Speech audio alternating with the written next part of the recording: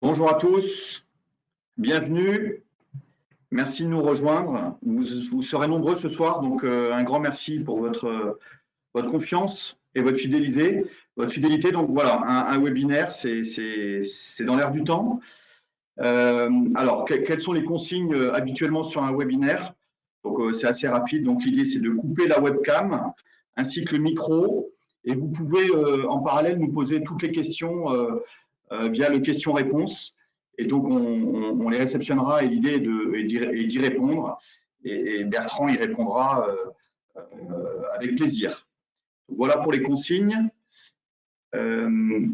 Alors, le mot de bienvenue, bienvenue, merci encore, merci pour votre confiance. Donc, sujet d'actualité qui sera traité effectivement par Bertrand Jacquier qu'on voit à l'écran. Bonjour Bertrand. Donc Bertrand, qui est chef de projet ingénieur et psychologue du travail et qui travaille au sein de la filiale HRCP, HRCP, Consultancy Partners, qui est une filiale du groupe Randstad, qui est spécialisée sur le conseil RH. Peut-être Bertrand dira un petit mot au début de son sujet sur la filiale HRCP. Donc moi, je suis le directeur du cabinet Expectra Search. Donc peut-être un petit mot sur Expectra Search qui vous a invité à ce webinaire. Alors dans le mot de bienvenue, j'allais un peu vite. Avant Expectra Search, c'est d'abord vous. Donc j'en profite, il est encore temps. Donc déjà, je voulais vous souhaiter une belle et heureuse année 2021, qu'on espère meilleure que 2020. On va rester positif. Le sujet d'aujourd'hui, c'est comment remobiliser les équipes. On sait que c'est d'actualité, Bertrand va nous en reparler, mais voilà, c'est un vrai sujet et je pense que c'est un sujet dont il va falloir tenir compte un petit peu dans la durée, en tout cas pour cette année 2021. Donc c'est vraiment important d'en parler. Un petit mot sur Expectra Search. Donc Expectra Search, c'est le cabinet de recrutement par approche directe ou chasse de tête sur des cadres supérieurs et cadres dirigeants. Donc, on est présent, comme vous le voyez, sur l'intégralité du territoire. Donc, aujourd'hui, vous avez été invité par des consultants et managers de nos bureaux de Toulouse, Bordeaux et Nice. Et donc, on vous accompagne, à la fois nos clients, bien entendu, qui ont besoin de recruter des talents, mais également nos candidats. Et c'est vrai que dans ces temps particuliers, on attache une importance particulière à accompagner nos candidats qui sont pour nous de futurs prescripteurs et même de futurs clients. Donc pour nous, les clients et les candidats ont une valeur aussi importante l'une que l'autre. Donc nos consultants sont à votre disposition pour vous accompagner, vous apporter des conseils et vous accompagner dans la durée. Donc on conçoit la relation commerciale plus comme un partenariat qualitatif. Et l'idée à travers ces webinaires-là, c'est de vous apporter du contenu à valeur ajoutée pour vous accompagner, notamment dans le contexte qu'on connaît. Un dernier mot peut-être, au niveau du contenu, donc il y a ces webinaires, il y a les sujets il y a l'accompagnement sur les sujets de rémunération, de comp and ben. Il y a aussi la maîtrise de l'assessment par nos consultants, qui est un sujet aussi qui est porté par notre filiale HRCP. Et donc il y a ce sujet-là de remobiliser les équipes dans un contexte particulier, de confinement, de couvre-feu, de télétravail je ne vais pas dire à outrance, mais de manière régulière. Et donc peut-être un dernier petit mot pour dire comment on a vécu, nous, ça au niveau du cabinet Expectra Search. Comme vous, en fait, on a tous été confrontés au confinement, à répétition. On en reparle aujourd'hui. Et donc, c'est vrai que le premier confinement, finalement, on l'a plutôt assez bien passé parce que il y avait un effet nouveauté. Et donc, on était vraiment là on avait la niaque, l'envie de bien faire, l'envie de maintenir la relation commerciale, le réseau de candidats, d'être proches. On vivait tous la même chose. Donc, on avait envie de le partager. Et donc, on l'a plutôt bien vécu, même si ça a été difficile d'être 100% à domicile. Je trouve qu'on l'a plutôt bien traversé cette période. Et puis après, il y a eu le second confinement du mois de novembre, où là, ça a été moins impactant en termes d'activité de business, si je peux me permettre. Par contre, le moral des équipes, y compris chez nous, chez nos clients, chez nos candidats, on a senti que ça avait un impact réel. Et puis voilà. Et puis là, on part à nouveau de confinement. Donc Bertrand va nous dire comment les choses se présentent, comment ces confinements ont été vécus, quelles ont été les conséquences pour vous, pour vos collaborateurs. Et puis il y a le télétravail qui s'ajoute à ce confinement. Et donc moi, ce que je retiens après ces 2 premiers confinements, le télétravail, il y avait une vraie envie, une vraie volonté de nos collaborateurs, et on l'a ressenti aussi chez nos clients, chez nos candidats, d'avoir du télétravail, c'est de la flexibilité. Mais ce qu'on entend aujourd'hui, c'est pas trop. Pas trop. Nous, aujourd'hui, on a organisé 1 semaine sur 2 en télétravail, et on se rend compte que c'est limite trop. Il vaut mieux des rythmes 2 jours, 3 jours, 2 jours de présence, 3 jours de télétravail, et puis le contraire la semaine d'après. On a besoin de se voir, on a besoin de relations humaines. Et donc, ce besoin qu'on a avec nos équipes, avec nos permanents, on l'a également avec vous.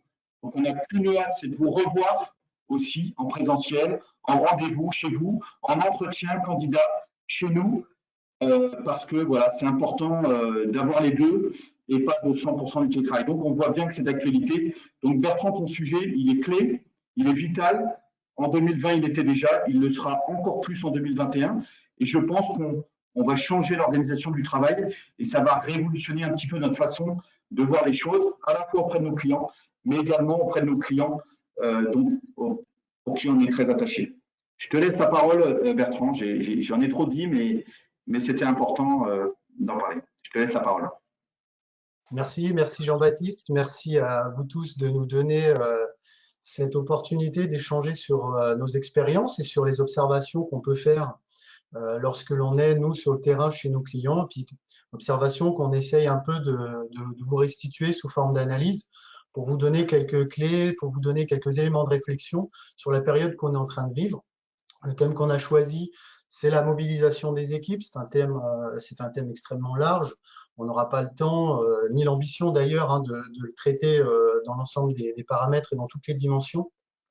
Mais on va quand même poser un certain nombre de points. Alors, on va essayer de faire quelque chose d'un petit peu participatif. Donc, je vais vous demander de 2 ou 3 fois de donner votre avis et donc de cliquer sur des sondages, de répondre en direct à des sondages. On parlera de cette réaction qu'on a tous aux incertitudes. Jean-Baptiste l'a évoqué. On est dans une période de grande incertitude. Moi, j'ai écouté Olivier Véran à 14 h, j'ai mis la radio. Je suis plus plein d'incertitudes maintenant que ce que j'étais ce matin en me levant. On essaiera d'envisager ensemble qu'est-ce que ça veut dire que manager dans cette période de crise et d'incertitude. Puis on fera le bilan un peu de tout ça autour d'une question que je vous poserai, à laquelle je vous inviterai de répondre, et puis par les questions-réponses. Jean-Baptiste m'a présenté, je redis juste 2-3 mots sur HRCP. On est le cabinet conseil du groupe Randstad, conseil RH du groupe Randstad. Moi, je travaille particulièrement dans l'activité vie au travail. Donc, vie au travail, on traite de QVT, on traite d'absentéisme, on traite de maladies professionnelles, d'usure professionnelle, d'employabilité. On traite de toute la question de la prévention des risques. Et donc, on est constamment sur le terrain auprès de nos clients. On y voit beaucoup de choses et on analyse et on a beaucoup de matière à vous remonter de choses qu'on a pu observer. C'est la raison pour laquelle le cabinet Expectra a fait appel à nous pour vous présenter tout ça. Sans plus tarder, je vais commencer par une question. Je vais vous faire travailler un peu. Alors, en vérité, 2 questions. Alors, il va falloir me laisser un peu le temps de m'habituer aux outils d'administration. Dans un premier temps, j'aimerais vous demander, sur un certain nombre de thèmes, sur lequel de ces thèmes, sur lequel de ces aspects que je vais vous projeter, vous trouvez que vos équipes sont le plus préservées. Là où est-ce que ça marche le mieux aujourd'hui pour vous dans vos entreprises auprès de vos équipes. Dans un deuxième temps, je vous demanderai sur les mêmes thèmes, quelles sont les dimensions sur lesquelles vos équipes sont au contraire le plus exposées, donc là où il y a le plus de difficultés. Alors, on y va. Sur quels aspects vos équipes sont-elles aujourd'hui le plus préservées? Donc, ça veut dire que le problème ne se pose pas ou se pose moins. Vous avez la question des collectifs dégradés, des tensions entre les personnes. Vous pouvez cocher plusieurs choses. Si vous cochez collectif dégradé, tension, c'est que vous n'observez pas ça et que vos équipes ne vivent pas ça. Les personnes en stress, si vous cochez, c'est que vous n'avez pas ou peu de personnes en stress. La difficulté à retrouver un rythme normal, puisque en rythme normal, aujourd'hui on n'est pas malheureusement en rythme normal et quand on revient au travail, c'est parfois un petit peu compliqué. Et une difficulté à organiser le travail. Si vous mettez zéro, aucun, elles sont exposées à l'ensemble, ça veut dire que non, vous avez tout ça aujourd'hui comme difficulté, donc vous n'êtes préservé de rien.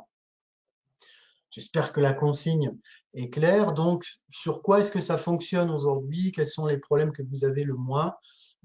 C'est la question que je vous pose sur l'ensemble de ces paramètres.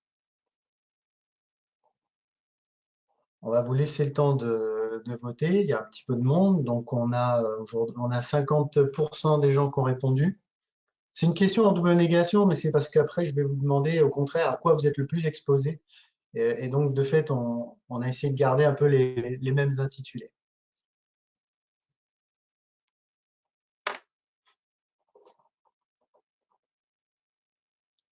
Voilà, à peu près tout le monde a voté. J'en laisse encore quelques-uns arriver. Et je vais fermer le sondage. Merci pour cette première participation. Je vais maintenant vous poser donc la question inverse. Sur quels aspects aujourd'hui vos équipes, au contraire, sont le plus exposées? C'est-à-dire à quoi est-ce que vous êtes le plus exposé? À des collectifs dégradés, à des tensions. Vous pouvez choisir plusieurs réponses. Vous avez des personnes en stress, vous avez des difficultés à retrouver un rythme normal, vous avez des difficultés à organiser le travail, ou bien au contraire, vous dites non, globalement, on est préservé, on n'a pas ces sujets-là. Pendant que vous répondez, bah, je vous indique, hein, c'est pas forcément les uns opposés aux autres. Les réponses ne s'opposent pas toujours de manière très imbriquée, puisque vous pouvez très bien avoir des points de préservation et des points d'exposition qui sont différents. Donc, il est intéressant de poser la question dans les deux sens. On s'intéresse à ce qui marche et on s'intéresse à ce qui marche moins bien.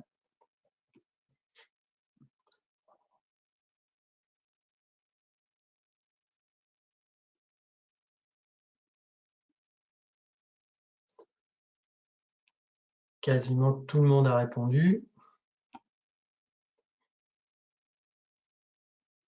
Et je vais donc... Ah, il y a encore quelques personnes qui répondent. Voilà, on est arrivé à peu près au même chiffre. Donc, je ferme le sondage et on va regarder les réponses. Alors, à quoi est-ce qu'on est exposé aujourd'hui?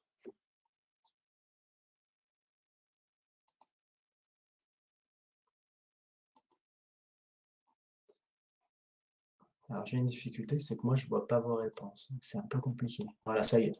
Aujourd'hui, la question sur les points auxquels vous êtes le plus exposé, bah, vous voyez qu'en fait, peu d'entre vous ont répondu qu'on est globalement préservé.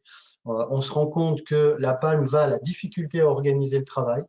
Donc ça, bien sûr qu'on y reviendra parce que c'est quand même le sujet. Et si malheureusement on doit avoir des mesures qui se complexifient, c'est quelque chose qui va s'imposer encore plus à nous et qui va nous exposer à encore plus de risques et encore plus de difficultés. Tout ce qui va être personne en stress, difficulté à retrouver un rythme normal. On a fait du télétravail, on a pris des rythmes de vie, on revient au bureau ou à l'atelier. Puis en retournant en télétravail, bon, c'est compliqué de retrouver le rythme habituel qu'on avait avant la crise sanitaire. Beaucoup de personnes en stress, hein, pour la moitié d'entre vous, bah, vous avez des cas de personnes en stress.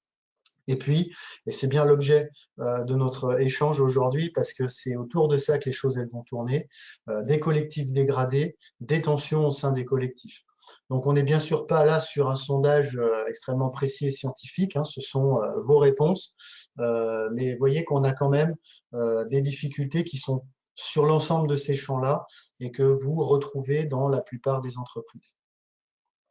En revanche, est-ce qu'on a des choses dans lesquelles certains disent être préservés? Eh bien, regardez la réponse, elle n'est pas tout à fait en parallèle ou en opposition de la question des choses qui nous exposent, puisque pour la moitié d'entre vous, il n'y a pas de collectif dégradé, il n'y a pas forcément de tension. Donc on a vraiment une polarité autour de cette question-là, entre ceux qui sont préservés, ceux qui sont exposés, et on verra pourquoi, et on comprendra ensemble pourquoi ça fait question. Les personnes en stress, 30% d'entre vous nous disent non, on est plutôt préservé de ça. Et là, on a aussi le même résultat sur la difficulté à organiser le travail. Alors, qu'est-ce que ça veut dire tous ces chiffres? Pourquoi je vous ai montré tout ça? Eh bien, on va en reparler ensemble. Auparavant, on va faire un petit tour sur les effets, les fameux effets qu'ont cette crise sanitaire sur les gens. Je suis allé chercher tout simplement les résultats de l'étude que l'on commence maintenant à connaître, hein, puisqu'on en parle beaucoup dans les médias, l'étude Santé publique France qui a été lancée au début de la crise sanitaire il y a maintenant bientôt un an et qui mesure un certain nombre de paramètres sur la santé psychologique des Français. Les deux tableaux du haut sont sur la population générale. On parle vraiment de tout le monde, le travail, ceux qui ne travaillent plus, ceux qui ne travaillent pas encore, les anciens, les jeunes, il y a vraiment tout le monde là-dedans, les étudiants. Santé publique France, dans la population générale, mesure notamment deux aspects. La prévalence, c'est-à-dire le nombre de gens qui subissent une anxiété forte. Là, on parle vraiment d'anxiété forte, hein, avec des questionnaires et des paramètres qui montrent qu'il y a vraiment un très haut niveau d'anxiété. Et puis, les états dépressifs. État dépressif voulant dire que on commence à avoir un certain niveau d'usure, de lassitude, de manque de sens, se poser des questions un peu existentielles et puis de se dire mais bon sang, à quoi bon, pourquoi faire tout ça, à quoi ça rime, à quoi ça sert. Il se trouve que sur l'anxiété, on avait une valeur de référence hein, que vous voyez un petit peu en estompé sur la gauche du graphique. C'était le semestre 1 2017 où l'étude avait été conduite de la même manière, donc on peut comparer. Il ne se passait pas grand-chose à part une élection présidentielle à ce moment-là. Et on voit que le taux moyen de la population générale sur l'anxiété, c'est quand même assez élevé, hein, puisqu'on est sur du 12-13%. Mais qu'à l'issue du premier confinement, eh ben, on a quasiment doublé ce chiffre-là, on est monté à plus de 20%. Après le confinement, on est redescendu un peu, mais depuis la fin du premier confinement, eh ben, on est resté sur un plateau. Il y a une anxiété qui est extrêmement forte au sein de la population générale. Et puis au-delà de cette anxiété, apparaît la question des états dépressifs, cette lassitude, ce manque de sens, ce ras-le-bol, que moi j'appelle le symptôme d'épuisement aussi. C'est pas la même chose, hein. L'épuisement et la dépression, c'est pas la même chose, mais c'est quand même révélateur d'un climat général de fatigue, de tension. Vous savez, quand on est face à une difficulté, d'abord on réagit, ensuite on lutte, et puis il arrive un moment où bah, voilà, on n'en peut plus, on est en épuisement et on peut s'exposer à des états dépressifs. Sur le premier confinement, on n'a pas de valeur de référence puisque c'est quelque chose qui n'était pas suivi par Santé publique France jusqu'à présent. On a un premier confinement qui a explosé les scores à 20%, c'est quelque chose qu'on n'aurait jamais imaginé. Surtout que là, on est sur des mesures qui sont précises, hein, qui sont sérieuses, hein, c'est pas du déclaratif. Il y a un certain nombre de symptômes qui sont mesurés. Quand on est sorti du confinement fin septembre, qu'on ne parlait pas encore d'un reconfinement, on avait divisé par deux ce chiffre-là. Donc, on s'est dit, bon, voilà, les gens, ils ont mal vécu le premier confinement, ça va mieux. Et puis, fin novembre, à l'issue de tout ce qui s'est passé, hein, vous vous en souvenez, on a reconfiné, on a parlé de deuxième vague, etc. On était revenu à ce plateau-là. On n'a pas de chiffres plus récents, puisque l'étude, elle met un certain temps à être menée et puis à être analysée, puis à être publiée. Mais voilà, des indices qu'on a nous montrent que bah, on n'est pas descendu.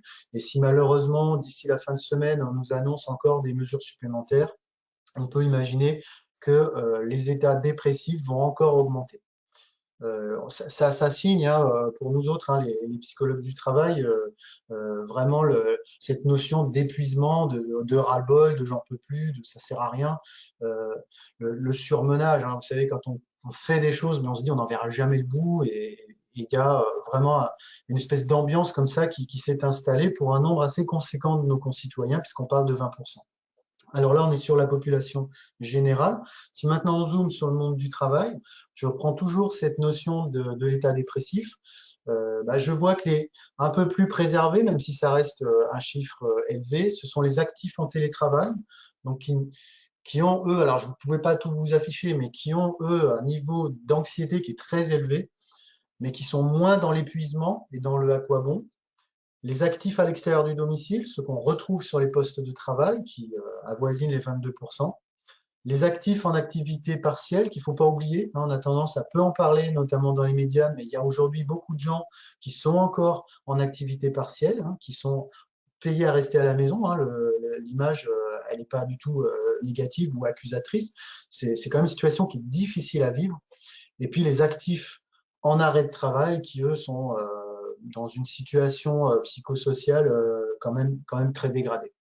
Alors ça, c'est un peu l'image, le topo, et ça va nous expliquer d'une certaine manière ce que vous nous avez dit sur les choses auxquelles vous êtes exposés, à savoir les collectifs dégradés, les collectifs en tension.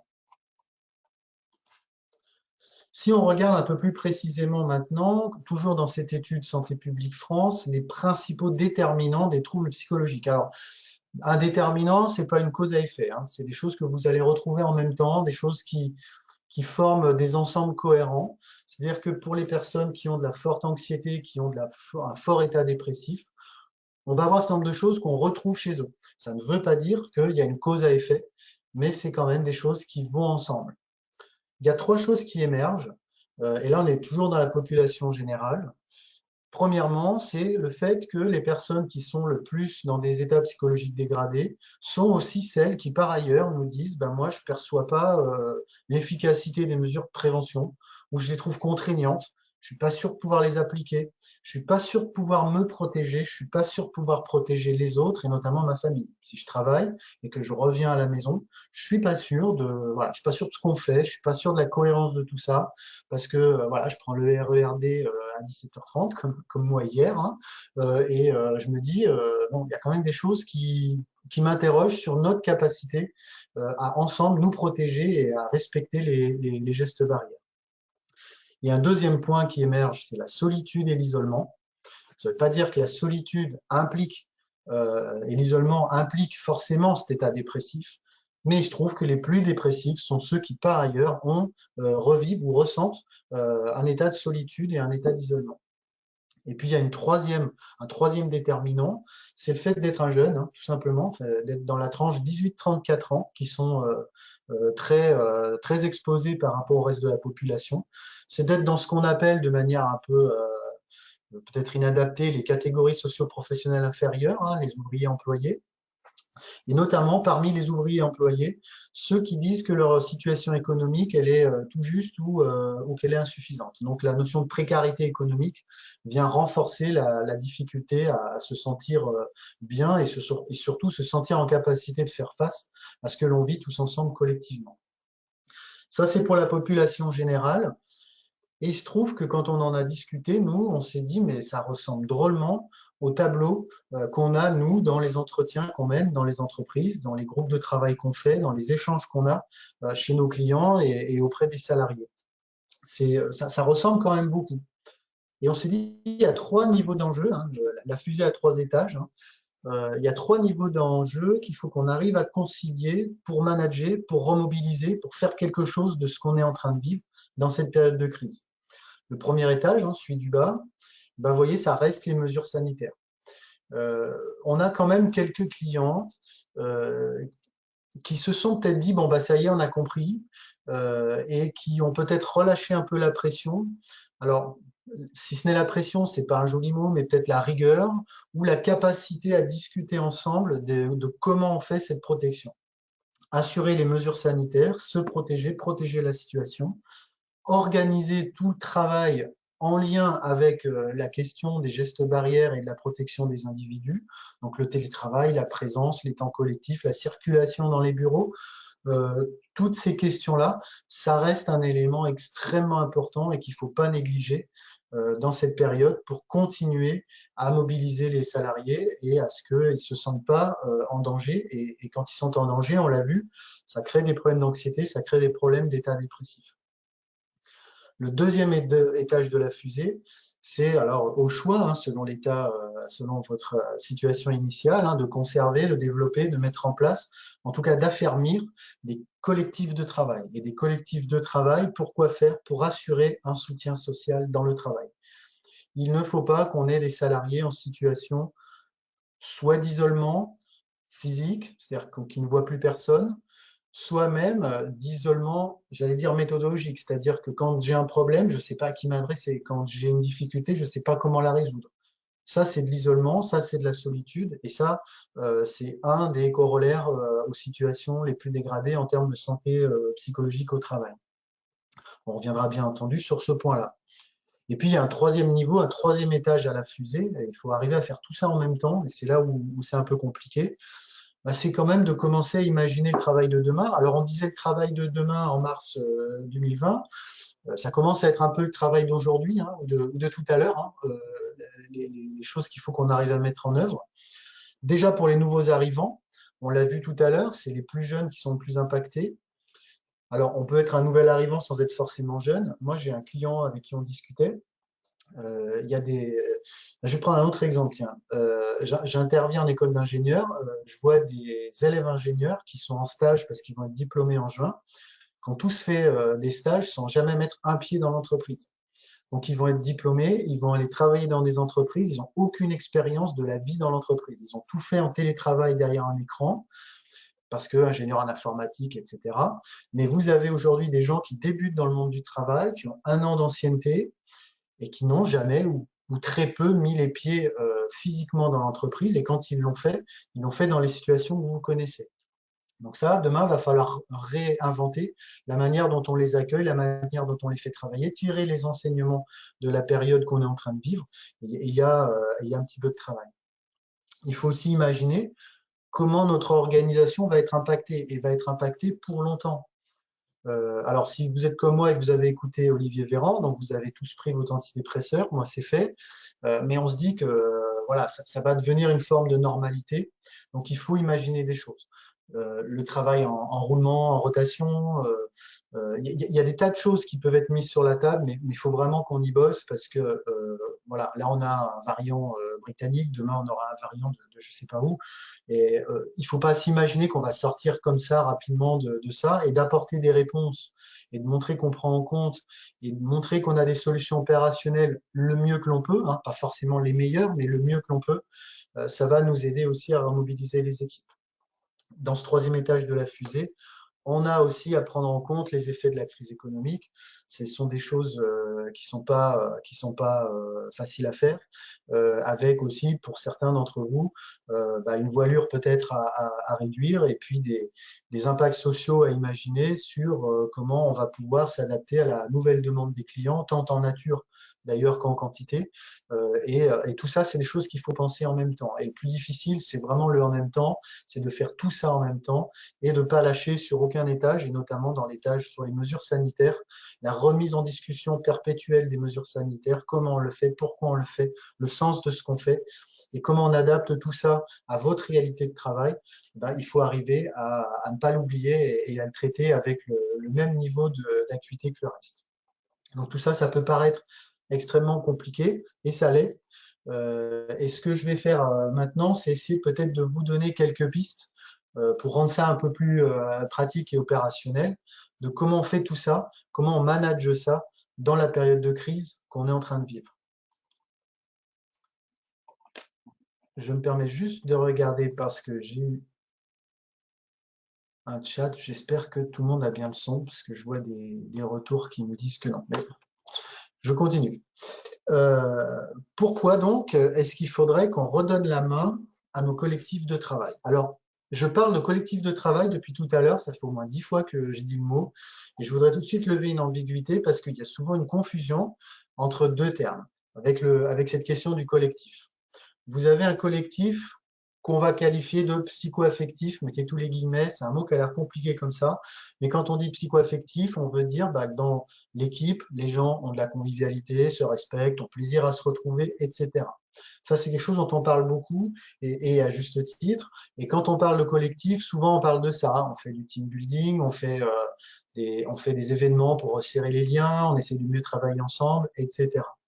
C'est très important et je suis pas en train de vous dire qu'il faut arrêter ça, hein. La convivialité, le respect, c'est des choses qu'il faut essayer de maintenir dans l'entreprise, hein. N'arrêtez surtout pas. Mais simplement, nous autres, les psychologues du travail, quand on vous parle de collectif, on vous parle pas de ça.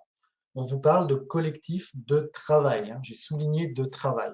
Le collectif de travail, ce sont des gens qui, ensemble, produisent une identité professionnelle, des manières de travailler, des règles, une déontologie, des astuces, des trucs. Ils vont fabriquer ce qu'on peut appeler, c'est un très joli mot, ce qu'on peut appeler le métier. Et c'est par la discussion, c'est par la rencontre, c'est par la controverse. On n'est pas toujours d'accord sur comment on fait un bon dossier. On n'est pas toujours d'accord sur qu'est-ce que c'est que la qualité de ce que l'on produit. Et c'est parce qu'on discute de ça qu'on arrive à créer un métier. Et le collectif de travail, c'est le collectif qui crée le métier. C'est ça pour nous, les psychologues du travail, la notion de collectif, elle est extrêmement importante, c'est de ça dont on parle. Ce qui ne veut bien entendu pas dire qu'il faut mettre de côté les questions de convivialité, de respect, etc. Pourquoi est-ce qu'il faut créer ces collectifs-là? Bah, il y a au moins deux attentes dans la période que l'on vit. Bien sûr, il y a des attentes plus larges, mais dans la période que l'on vit, je le disais un peu tout à l'heure, il y a une première urgence qui est de ne pas rester isolé. On a tous vécu ça en télétravail. Moi, je vais témoigner, je l'ai vécu. J'avais plus d'encre dans mon imprimante. J'arrivais plus à imprimer mes bons de sortie là pour aller en déplacement. Et ben voilà, c'était la fin du monde parce que j'étais bloqué dans mon raisonnement et je savais plus comment j'allais traiter ça. Il a suffi qu'on en discute en équipe et que notre assistante me dise, bah, je vais t'en imprimer trois, quatre, puis je vais te les envoyer par la poste. C'est tout simple, c'est tout bête, mais seul face à mon problème, il était insurmontable. Mon exemple est très caricatural, mais quand vous avez au sein de vos équipes des gens qui ont des dossiers complexes, qui ont des décisions à prendre, qui ont des analyses à faire, et qui sont tout seuls face à ça, il faut qu'à un moment donné, ils puissent donner ça à traiter au collectif. Il faut qu'on puisse porter au collectif les difficultés, les irritants, les choses à régler dans l'organisation, il faut qu'on puisse les porter quelque part. Ça, c'est l'objet du collectif de travail. Et quand on est en situation habituelle, hein, avant mars 2020, ça existe. Ça existe, on ne le voit pas, c'est complètement invisible parce que ça se fait à la machine à café, parce que ça se fait dans les couloirs, dans l'ascenseur, par des discussions au bureau. Je passe une fenêtre par la porte, je pose une question. On a plein de petites modalités pour faire ça. Quand on est en pur respect des gestes barrières et des règles sanitaires et quand on est en télétravail, on n'a pas ces modalités-là et ça n'existe plus. Et on a quelques clients qui disent, mais moi, j'ai mes collectifs, ils marchent plus, donc je vais remettre de la convivialité et qui recréent des temps de convivialité par webinaire, etc. Très bien, mais c'est pas ce qu'il faut faire. Enfin, il faut le faire, mais c'est pas suffisant. Il faut aussi trouver des modalités, je vous en proposerai quelques-unes, pour recréer ces espaces où on va discuter de ça et ensemble continuer à fabriquer le métier. Quand je vous parle de ça, je vous parle de ce deuxième point qui est extrêmement important, parce que ça, ce dont je vous parle, c'est ce qu'on appelle l'identité professionnelle. C'est comme ça que l'on crée une identité professionnelle, une appartenance à un métier. Et si la crise, et on ne le souhaite pas, c'est un raisonnement, juste pour le raisonnement, si la crise devait durer encore 5 ans avec les modalités qu'on a aujourd'hui, vous auriez tout un tas de gens isolés qui n'ont plus de métier, qui n'ont plus d'appartenance, qui ne partagent plus ces règles-là, ces astuces-là, ces règles de fonctionnement-là, cette déontologie qu'on a créée ensemble dans le cadre d'une discussion collective. Et ça, ce serait dramatique. Donc c'est pour ça qu'il faut qu'on redonne la main au collectif. Je vais vous donner quelques exemples. Et autour de ce que je suis en train de vous dire, il y a une ligne directrice qui doit être la vôtre, qui doit être la nôtre et qui, à mon sens, est extrêmement importante. Ce qui doit être résilient, ce qui doit fonctionner, ce qui doit permettre ça, ce sont nos organisations. Évidemment qu'on cherche tous à avoir des collaborateurs motivés, aptes au télétravail, qui savent communiquer, qui savent s'organiser, qui savent gérer la crise, qui savent réagir dans la difficulté au quotidien face aux problèmes que pose la crise. Évidemment qu'on a tous besoin de ça. Mais c'est très loin d'être suffisant. Il faut qu'on ait des organisations qui permettent à nos collaborateurs d'être dans cette production-là et d'être dans cette résilience-là. Je fais ce distinguo entre organisation acteur, système acteur, hein, parce qu'on a beaucoup pointé l'obligation d'avoir des personnes avec des compétences, etc., des savoir-faire dans cette période de crise. Et puis, parfois, on a un peu tendance à oublier que nos organisations de travail, elles peuvent aussi prendre en compte un certain nombre de choses. Et je vais en montrer quelques-uns. 3 lignes directrices, 3 idées fortes par rapport à tout ce que je viens de vous dire. Développons les marges de manœuvre dans l'organisation du travail. Je prends un exemple tout de suite. Permettre ces fameux temps d'échange. Alors, pas d'échange de convivialité, même si il faut les permettre, mais ce n'est pas cela dont je parle. C'est temps d'échange sur la pratique, c'est temps d'échange sur les irritants, sur nos difficultés et comment on peut s'aider et porter dans un collectif les difficultés de chacun. Et puis bien sûr, pour animer tout ça, il y a des nouvelles pratiques managériales qu'il faut développer, qu'il faut favoriser et qu'il faut aussi mettre en œuvre. Quand je parle de marge de manœuvre dans l'organisation du travail, je vais l'illustrer par un exemple que je vais prendre dans le télétravail. Imaginez Jeanne et Kader qui sont deux contrôleurs de gestion. Et comme ils sont contrôleurs de gestion, leur boulot, c'est d'analyser des CAPEX, des dossiers d'investissement, et puis de faire un certain nombre de calculs, puis de rendre un avis, puis de rentrer ça dans le système d'information de la gestion de l'entreprise. On va les passer en télétravail parce que c'est la crise. Et on va se demander comment on organise tout ça. Donc, on va aller voir Jeanne. Jeanne, on va lui dire comment tu veux t'organiser, comment tu vois les choses. Jeanne, elle va nous dire, moi, c'est facile, on a des dossiers complexes et des dossiers simples. Ce qui m'intéresse, c'est de faire les complexes à la maison, parce qu'à la maison, je suis au calme, il y a du silence, il n'y a pas de bruit. J'ai tout ce dont j'ai besoin pour me concentrer. Je peux taper dedans, me prendre des sujets bien compliqués, les mener à bout, je suis pas dérangé, tout va bien. Et puis le simple, je le ferai au bureau parce que comme ça me laissera un petit peu de latitude pour aller discuter, pour aller faire un peu de convivialité, pour aller chercher de l'information, discuter avec les collègues, prendre des nouvelles. Super, on met ça en œuvre. Sauf que quand on va aller voir Kader qui fait exactement le même métier, il va nous dire le contraire. Il va nous dire, moi, à la maison, c'est pas toujours facile, donc je préfère avoir des dossiers simples. Comme ça, j'abats, je tombe les dossiers, je fais avancer mon indicateur. Et puis au bureau, j'aime bien faire les dossiers complexes parce que j'ai tout le monde sous la main.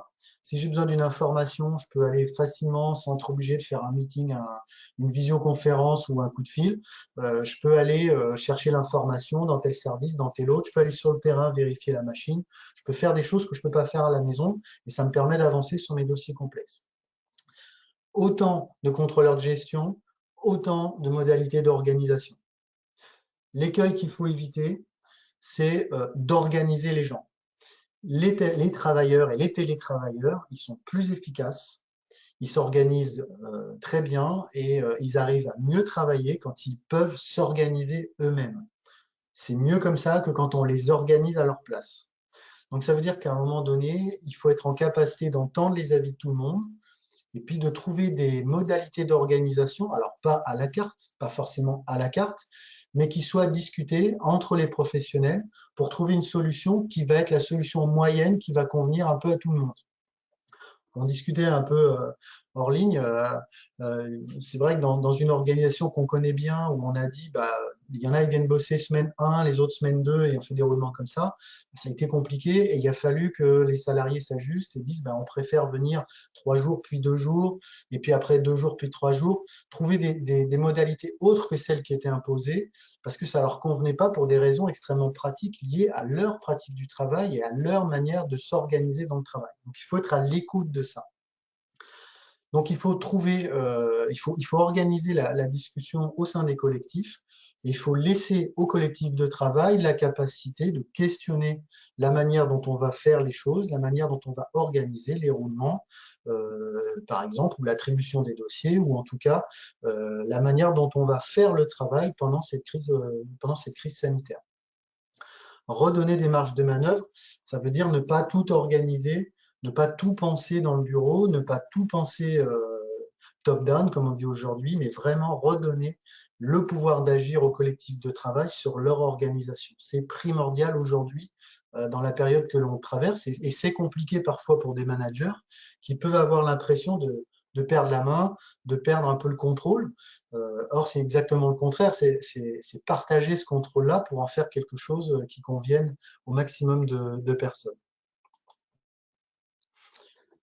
En parallèle de ça, une chose qui était présente déjà dans mon discours, c'est d'avoir des collectifs qui puissent se parler de ce fameux travail dont on veut prendre soin pendant la crise sanitaire.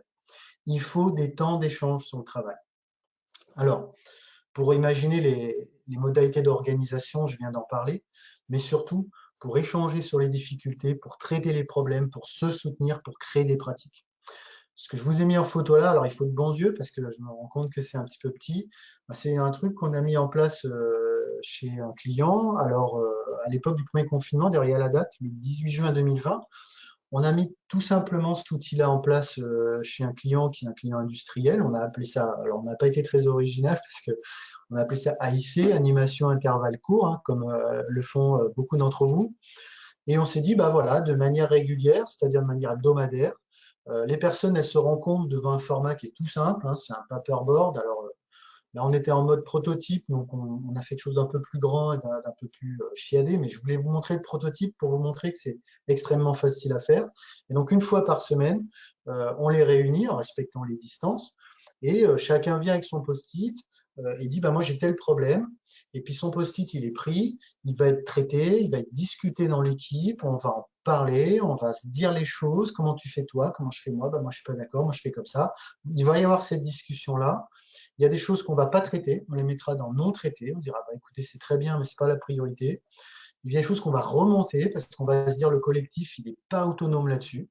Et puis il y a des choses qu'on va inscrire dans la colonne en cours, qui est ce qu'on va faire, ce qu'on va prendre comme mesure ensemble pour faire face aux difficultés qu'on rencontre. Et on se rend compte que bah, la crise sanitaire, elle a rendu difficile la TPM, la Total Productive Maintenance, qu'elle a rendu difficile le changement d'outils parce que les gens qui nous amenaient les outils ne sont pas toujours là en même temps que nous, donc on n'avait pas vu ça dans l'organisation du travail. Bon, et je vous passe la liste, mais vous voyez qu'on a remonté un certain nombre de points. Quand je dis on, c'est les opérateurs, c'est les collectifs de travail qui ont remonté ces difficultés-là. Et puis, bah, il y en a certaines qui ne sont pas à leurs mains, mais au final, c'est assez peu. Et là, bah, ça escalade, comme on dit, jusqu'au niveau au niveau hiérarchique supérieur, qui reçoit les fiches remontées et qui les traite à son niveau. Vous voyez, c'est un outil tout bête, c'est pas compliqué à mettre en œuvre, il faut 5 minutes pour l'expliquer, et ça a permis au collectif de se redire les choses et de régler beaucoup de choses. Un travail comme celui-là ou un outil comme celui-là, vous pouvez très bien le faire en télétravail aussi. Vous utilisez un outil ou pas, hein, mais un outil comme Klaxoon, par exemple, hein, c'est un outil où vous pouvez faire des post-it en visioconférence. Et vous dites, bah voilà, dans votre journée, qu'est-ce que vous rencontrez comme problème, quels sont vos irritants, qu'est-ce qui vous pourrit la vie, vos cailloux dans les chaussures, vos difficultés opérationnelles, de quoi on discute, de quoi on peut parler pour vous aider. Et puis, bah, ça discute et ça produit du collectif de travail au sens que j'évoquais tout à l'heure. J'insiste sur le fait que ce genre d'outil, bah, ce n'est pas uniquement en présence de la hiérarchie, hein. On a tous fait l'erreur au début en tant que manager d'être présent à tout. Ce n'est pas forcément une bonne idée. Essayez de créer des espaces comme ceci, des temps comme ceci, dans lesquels les collaborateurs pourraient être aussi en discussion sans que le chef soit là. Parce que dire devant son chef qu'on n'a pas compris sa consigne, qu'on n'est pas d'accord avec sa consigne, qu'on ne sait pas faire la consigne qu'il nous a donnée, c'est jamais très simple, ou en tout cas ça peut être compliqué. Et de le dire face à ses pairs, PIRS, ses collègues, les gens qui partagent le même métier que soi, c'est plus facile et c'est plus productif pour régler les difficultés qu'on pourrait avoir à évoquer. Vous voyez, des collectifs qui se parlent du travail, c'est extrêmement important pour la santé psychologique et puis quelque part aussi pour la performance parce que plein de choses vont être réglées là. Et ce qui fait tension sur le travail, ça fait tension sur la performance aussi bien que ça fait tension sur l'état psychologique des troupes. Donc voilà un exemple de choses que l'on peut faire. Par rapport à ces éléments que j'évoquais, hein, la capacité des équipes à s'organiser, le fait qu'on les outille pour pouvoir avoir une discussion sur le travail, et bien évidemment, il y a la question du management et quels outils on lui donne, quelles modalités on lui propose. Il y aurait, de mon point de vue, mais c'est un point de vue extrêmement personnel, une erreur à ne pas commettre. L'erreur, ce serait de penser, là encore, comme je l'ai dit tout à l'heure, que la question de manager en période de crise, ce n'est qu'une question d'aptitude individuelle. Si je dis manager en période de crise comme on vit aujourd'hui, c'est d'abord et avant tout une aptitude et une posture managériale. J'envoie tout le monde en formation, on apprend des grandes théories et je ne suis pas sûr qu'on arrive à un super résultat. C'est le système managérial, le système de management qui doit porter la capacité des managers, apporter des outils aux managers pour permettre ces actes qu'ils vont devoir poser, ces nouvelles pratiques qu'ils vont devoir développer pour faire en sorte que les choses aillent le mieux possible dans les périodes que l'on vit actuellement. Ça passe par deux points qui sont, de mon point de vue, extrêmement essentiels. Le premier point, c'est, si vous ne l'avez pas encore, il faut formaliser un système de pilotage. Qu'est-ce que c'est qu'un système de pilotage? C'est tout simplement un tableau de bord dans lequel vous avez des indicateurs et que ces indicateurs impliquent des actions. Un indicateur qui n'implique pas d'action, vous le virez. Chaque indicateur doit impliquer une action. Et ces indicateurs ne doivent pas être des indicateurs de résultats. Les résultats, c'est très important, hein. On va continuer à administrer l'entreprise, donc on va continuer à suivre nos résultats économiques, satisfaction client, délai, etc. On va continuer à suivre ça. Mais dans le quotidien, il faut instaurer des rituels de pilotage qui permettent de cadrer le quotidien. Qu'est-ce qui, dans mon activité, se mesure de manière quotidienne, hebdomadaire dans l'échelle la plus longue, qui me permettent de comprendre les décisions qui vont être prises et qui vont être appliquées. Ça va être des questions de délai de livraison, order to delivery ou autre. Ça va être des questions de charge de travail. Comment elle est notre charge de travail? Et ça va être extrêmement important de le suivre, notamment en télétravail, d'arriver à, on ne peut jamais mesurer une charge de travail, mais on peut toujours l'évaluer. Vous en êtes tout par rapport à votre charge de travail. Et puis quand ça va dans le rouge, qu'est-ce qu'on fait? Et puis quand c'est trop dans le vert, qu'est-ce qu'on fait? Il faut avoir ce système de pilotage-là pour que chacun comprenne le sens des actions qu'on met en œuvre, le sens des décisions qu'on prend. C'est pas compliqué à faire, ça nécessite un peu de réflexion, de la mise en partage avec les équipes, mais c'est extrêmement important que chacun puisse se dire « Ah oui, je comprends, on en est là sur tel indicateur, là sur tel indicateur, là sur tel indicateur, donc je peux déjà moi-même décider d'enquiller telle ou telle action parce que j'ai compris comment ça marche. Et puis si mon manager me dit bah, aujourd'hui la priorité c'est pas A, c'est B, je vais le comprendre parce que c'est mis en place dans quelque chose que l'on comprend et que l'on a partagé. Quoi de neuf sous le soleil? Parce que peut-être que vous pratiquez déjà ça et que vous allez me dire bon ça c'est ISO, Lean si vous voulez, on connaît. Peut-être la nuance qu'il faut arriver à montrer et à mettre en évidence dans la période que l'on vit, c'est que plus que jamais, là, on doit prendre en compte le réel. C'est-à-dire qu'on doit être capable de dire aux équipes, voilà ce qui peut être fait, voilà les choses qui ne vivent plus, puis voilà ce qu'il y a de nouveau à faire dans le nouveau contexte, qu'il soit sanitaire ou qu'il soit les conséquences de la crise sanitaire. On a dans l'équipe un client industriel en région lyonnaise qui n'arrive plus à être livré, quoi. Il y a plus personne qui livre parce que comme il est dépendant de sous-traitants de l'industrie aéronautique et que c'est tout sinistré, on n'a plus les pièces qui arrivent, il n'y a plus rien qui fonctionne. Donc au quotidien, qu'est-ce qu'on mesure? On mesure le nombre d'OF qu'on va être en capacité de faire et qu'on valide comme ceux qu'on va faire dans la journée, et on adapte l'organisation à cet indicateur-là. On n'attend pas qu'on se rende compte au milieu de la journée qu'on n'a plus rien à faire. On anticipe ce genre de choses. C'est pour ça que, assez paradoxalement, parce qu'on n'a jamais fait autant de télétravail, mais moi je dis le management visuel n'a jamais été aussi nécessaire. C'est-à-dire qu'on a besoin d'outils simples, réactifs, qui nous permettent de prendre des décisions, de nous autonomiser, je ne sais plus comment disaient les gens de chez Renault à l'époque, autonomation, ils parlaient d'autonomation, c'est quand soi-même on s'active parce qu'on a bien compris que l'indicateur il était comme ça, ou que l'espace occupé était de temps, et donc voilà, on sait ce qu'on a à faire. Et aujourd'hui, il y a un vrai réel à prendre en compte et à injecter là-dedans, c'est le réel de la crise sanitaire. Et au milieu de ces choses-là, il y a des choses qu'on arrête de faire. On a un client, on s'est dit aujourd'hui, la difficulté qu'on rencontre, c'est l'absentéisme, parce qu'on a plein de personnels qui ne viennent pas pour les raisons que vous connaissez. Et tous les matins, on compte le nombre de présents, et on se dit, c'est sur un plateau téléphonique, et on se dit, voilà les actions qu'on ne va pas faire aujourd'hui, les actions commerciales qui étaient prévues qu'on ne va pas faire, ça ne vit plus, c'est pas en ligne avec le contexte qu'on vit, avec les difficultés qu'on rencontre. Par contre, quand tout le monde est là, on sait ce qu'on a à rattraper, mais au moins, on le fait de manière réactive en fonction du contexte. Ce système de pilotage quotidien réactif, c'est fondamental, il faut vraiment le développer comme une pratique managériale et outiller les managers, c'est leur donner la capacité à faire ça, à comprendre comment ça marche et à le mettre en œuvre. Un deuxième point, le premier point c'était le système de pilotage, un deuxième point, nos managers ils sont un peu aussi un collectif de travail, de pairs, PAIRS. dont le métier, ce serait manager.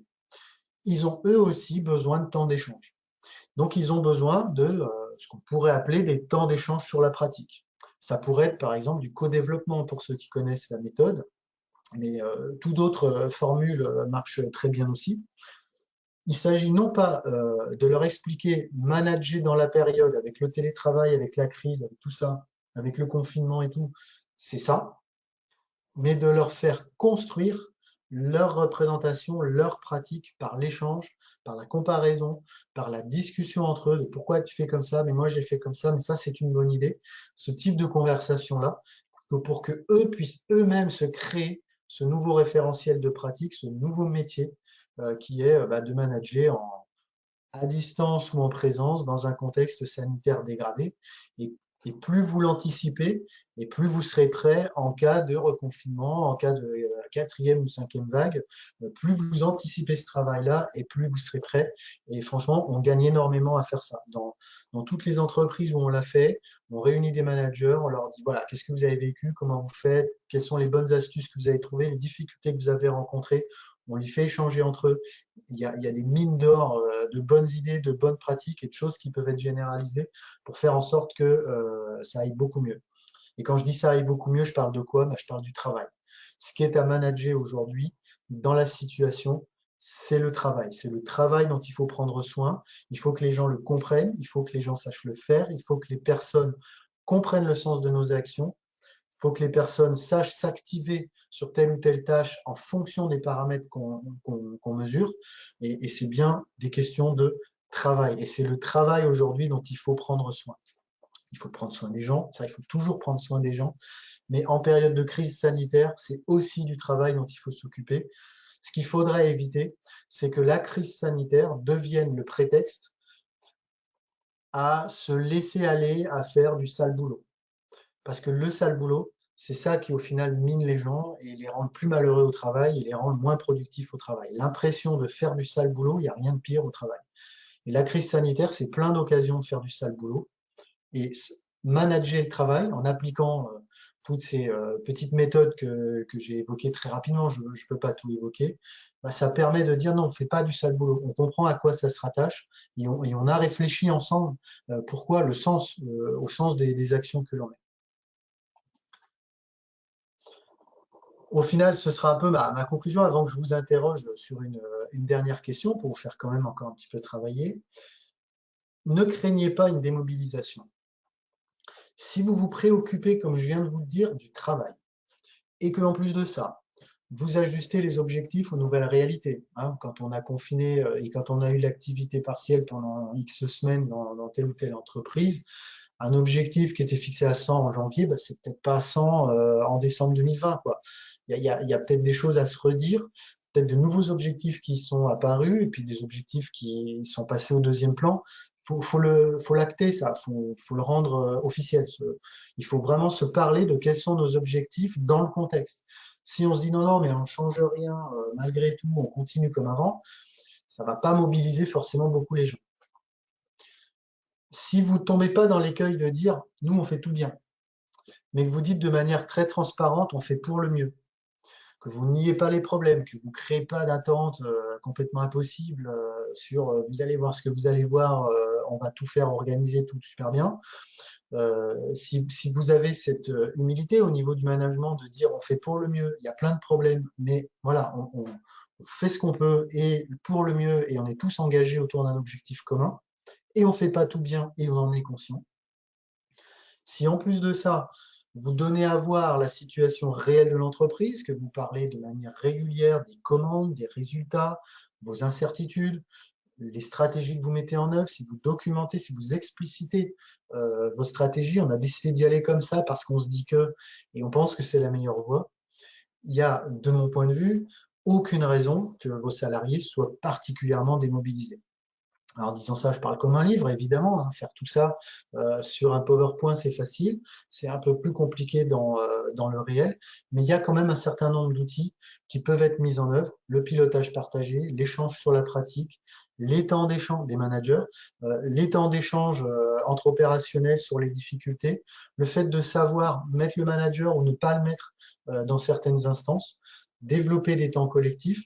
Ça, c'est des choses qui vont vous permettre de mobiliser les équipes pendant la crise que l'on vit encore, en espérant qu'elle soit courte. Malheureusement, c'est pas ce qui semble s'annoncer. Je vous pose une dernière question par rapport à tout ce qu'on vient de se raconter. Alors, laissez-moi juste retrouver comment on fait les sondages. Voilà, on fait comme ça. Quelles sont, de votre point de vue, les actions qui sont les plus pertinentes à mener aujourd'hui, un peu voilà, en forme de synthèse de ce qu'on vient de se dire? Alors, j'ai quelques réponses possibles. Développer les pratiques managériales, donc ça veut dire l'échange de pratiques. Hein. Formaliser un système de pilotage, est-ce que ça, c'est quelque chose qui est extrêmement urgent pour vous? Déployer tous les espaces d'échange sur le travail que j'ai évoqués. Je vous ai montré un exemple qui était l'animation à intervalles courts, mais bon, il y en a plein d'autres et vous en connaissez certainement. Ou est-ce qu'il est encore tout simplement nécessaire de rassurer sur les protections contre le risque sanitaire? Je récolte vos réponses. Vous pouvez, je crois qu'on a prévu, oui, sélectionner plusieurs options. Pour vous, aujourd'hui, où sont les priorités?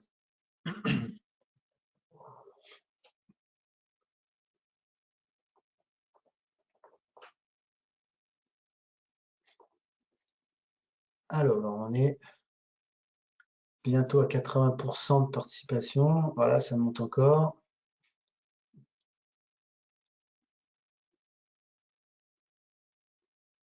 Allez, je ferme le sondage et on regarde immédiatement les réponses. Eh bien, on est relativement bien alignés, vous et moi, tant mieux.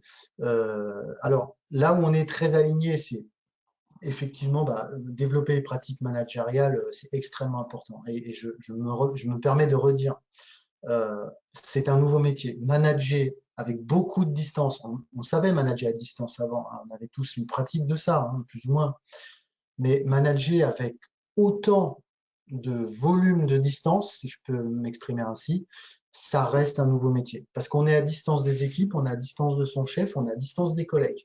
On pouvait avoir des gens à distance, mais on n'avait pas forcément tout le reste de l'écosystème qui était à distance. Et je ne parle pas des clients, qui sont aussi, pour beaucoup, difficiles à rencontrer hein, dans la période que l'on vit. Donc, c'est un nouveau métier. Donc, il faut le construire. Ce serait une erreur, hein, je me permets de redonner un point de vue personnel, ce serait une erreur de développer ce nouveau métier par la seule formation. On ne va pas prescrire, on ne va pas leur dire voilà comment il faut faire. On va plutôt dire parlons ensemble des difficultés que vous rencontrez, des succès que vous avez, des pratiques qu'on pourrait généraliser, de comment on fait ça chez nous dans notre entreprise. À 67%, vous répondez également déployer les espaces d'échange sur le travail, par exemple l'AIC. Là aussi, c'est fondamental et c'est des techniques toutes simples, toutes bêtes, mais qui permettent vraiment de passer un certain nombre de caps.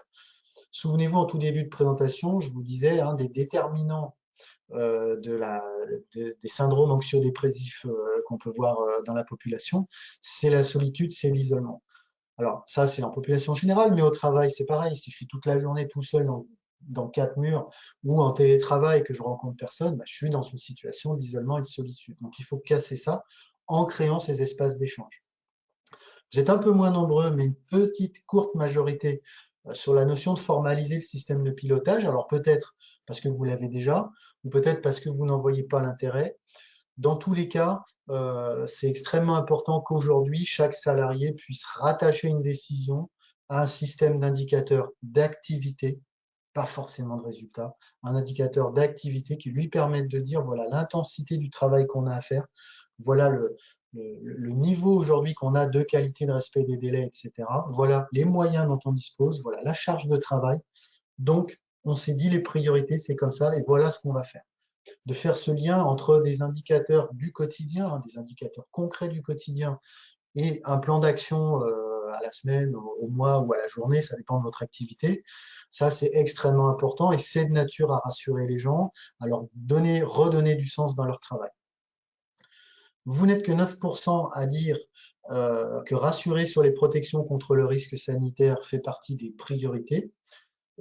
Attention, alors soit ça veut dire que vous êtes au carré, soit ça veut dire attention, ça reste quand même un déterminant de l'angoisse pas de l'angoisse, non, mais de l'anxiété au travail, que de se dire, je suis pas sûr que quand je vais en séminaire à Paris, commerce, machin, je suis pas sûr que je vais pas ramener quelque chose à la maison. Si je suis en contact de clients, si je suis en déplacement, si je vais dans les RER, les TGV, etc. Voilà, je suis pas forcément rassuré, et donc de réfléchir ensemble sur les modalités, ça reste quand même quelque chose qui apporte un bénéfice sur la mobilisation ou la remobilisation des équipes. Merci pour vos réponses en tout cas. Merci également pour votre écoute, votre patience et votre bienveillance par rapport à ce que j'ai essayé de vous raconter. Je vais redonner la main à Jean-Baptiste qui a peut-être collecté ou des questions ou des remarques ou des interventions.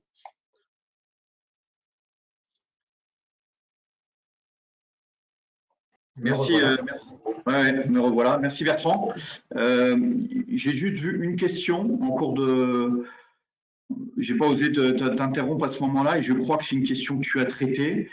Je vais resituer le contexte. En fait, c'est qu'en est-il pour le recrutement de nouveaux collaborateurs? Et ça, c'était au moment où tu parlais des 3 niveaux d'enjeux à concilier pour manager en période de crise. Et donc, effectivement, tu as abordé en 3e niveau, imaginer le travail de demain. Et donc, tu évoquais les nouveaux arrivants. Et donc, il y avait une question précise sur ce sujet-là. Peut-être revenir là-dessus et apporter peut-être des précisions complémentaires sur le recrutement des nouveaux collaborateurs dans cette période un peu particulière. Je serais beaucoup moins pertinent que mes collègues d'Expectra sur cette question-là. En plus, je sais que c'est une question que vous avez beaucoup travaillé. Il y a 2 sujets, hein. Il y a le sujet du recrutement entre guillemets à distance, même si on arrive à se voir plus ou moins avec le masque, hein, mais il y a un sujet de recrutement à distance et puis un sujet d'embarquement. Comment j'embarque un nouveau collaborateur dans la période actuelle? Et ça, honnêtement, ça se traite pas en 3 minutes sur un coin de table, parce qu'il faut interroger pour chacune des entreprises quelle est sa pratique, quels sont leurs niveaux d'attente, les habitudes qu'on a, les exigences, les risques, faire une vraie analyse de risque dans l'embarquement. Si la personne, elle n'a pas ça, ça et ça, si on ne lui a pas donné tel ou tel aspect du métier, elle risque de commettre des erreurs et de se tromper. C'est facile à faire quand on est 50 dans un bureau. C'est beaucoup plus difficile quand on n'est pas tous là en même temps et qu'on fait du télétravail la moitié du temps. Donc 2 sujets à partager. Et là, pour le coup, l'apport d'Expectra, pour vous avoir vu travailler le sujet, est extrêmement pertinent et important parce que c'est des choses qui se réfléchissent quand même très en amont. Ok, merci. Effectivement, donc il n'y a pas de nouvelles, d'autres questions, donc je pense que tes propos sont assez clairs. Je te remercie pour toute ta présentation et d'ailleurs j'en veux pour preuve le fait que entre le début et l'heure qui était prévue, puisqu'on a dépassé de 3 minutes, l'intégralité des gens étaient restés connectés, donc ça c'est un bon signal quand même de l'intérêt et le fait d'être concentré. Donc merci pour ça. Et tu as dit effectivement que voilà, sur ce type de questions pratiques, voilà, sachez que à la fois HRCP, notre filiale de conseil RH, et les consultants Expectra Search restent à votre disposition si vous avez besoin d'accompagnement dans le cadre particulier qu'on rencontre aujourd'hui et qui risque de durer encore pour un petit moment, même si terminons sur une note positive, constructive. Voilà, voyons le verre à moitié plein et l'activité est là et voilà, voyons les choses de manière positive et remobilisons nos équipes. Et aujourd'hui, tu nous as donné des moyens, des bonnes pratiques pour y parvenir et donc mettons-les en pratique et je pense que ça nous aidera à traverser cette période un petit peu particulière. Donc merci Bertrand. Merci à Caroline aussi qui nous a aidé en back-office à organiser ce webinaire. Et merci à vous tous d'être venus aussi nombreux et qui êtes restés jusqu'à la fin de cette période. Je vous souhaite une bonne soirée et je vous dis à bientôt. Merci à tous.